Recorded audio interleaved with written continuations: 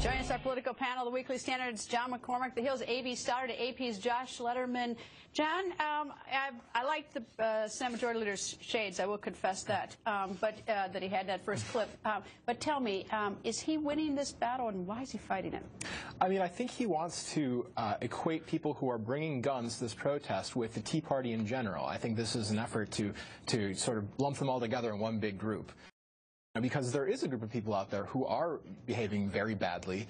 And I mean, Glenn Beck, for example, no one will question his credentials as a Tea Partier. And last week he said, I vehemently denounce anyone who would even hint at violence. He compared some of these people to, the right-wing Occupy Wall Street movement. So there's definitely room to criticize them from the right or the left. On the other hand, there are some people who have legitimate points to make. Maybe the government is stacking the deck against ranchers in favor of the desert tortoise and environmentalists. Maybe they're giving people who want to put solar power panels out in the desert all these perks and not helping out ranchers at all. So there's room for a legitimate debate to protest this.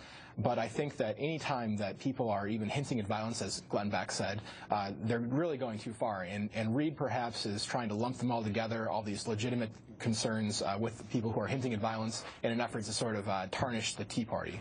A.B., in looking at it, though, is that, if the government has a legitimate beef with somebody, there's a good way to do it. You can seize the person's tax return for back money. You can attach it. You can put liens on property.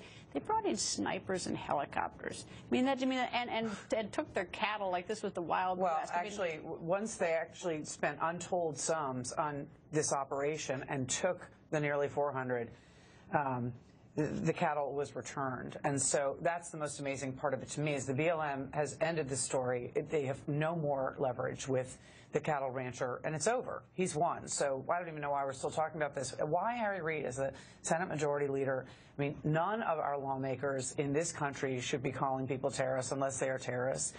People at the highest level of elected leadership shouldn't be talking that way, especially since he's connected to this story by having connections to a Chinese firm that's trying to operate a solar power operation and farm right near cattle rancher Bundy's contested land. So I don't think actually that the cattle rancher himself has the right to this land. I think he owes the government the grazing fees. He's defied several court orders. But that's separate from Harry Reid trying to insert himself into this with really sort of toxic language, calling people domestic terrorists.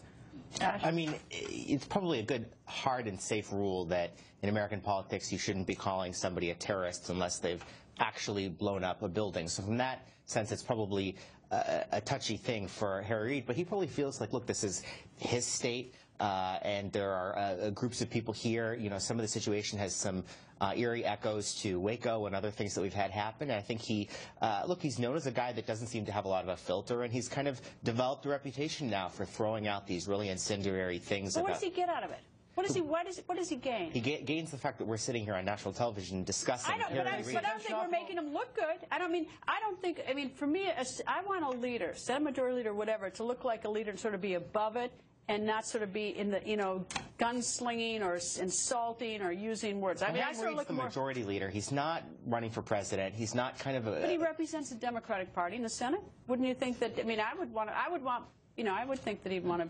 Every controversy he stirs up, it's going to take attention away from Obamacare. We're going to be talking about the latest false thing he said about the Koch brothers. So he's falling on the sword? I think he's just stirring up trouble so that we're talking about the latest controversy instead of how bad Obamacare is doing, how bad all these policies are doing for the administration. I think that or he's just having fun. I don't know. Maybe it's a little bit of both. I do think he has a little bit of fun with it, but he's gotten away with it before in the past. I mean, with Romney, he was able to throw out this stuff about taxes that he couldn't really substantiate or didn't, and eventually he got away with it. I would think that he'd have a little more personal pride than that. But anyway, we're going to take a quick break to stand by, panel.